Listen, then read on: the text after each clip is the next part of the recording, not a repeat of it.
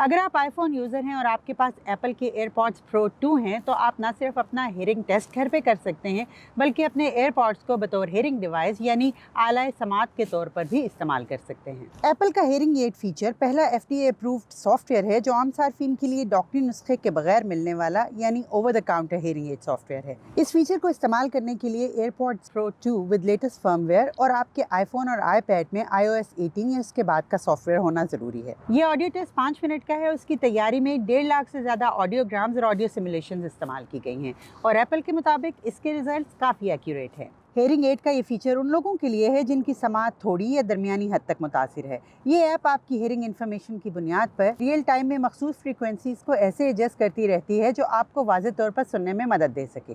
WHO के मुताबिक दुनिया में हर 5 में से 1 आदमी किसी न किसी तरह समात के मसाइल का शिकार है। ऐसे में फ़ोन का ये इजाफी फीचर हेयरिंग इश्यूज़ का शिकार बहुत से लोगों को एक क्लिनिकल डिवाइस के इस्तेमाल से निजात दे देगा।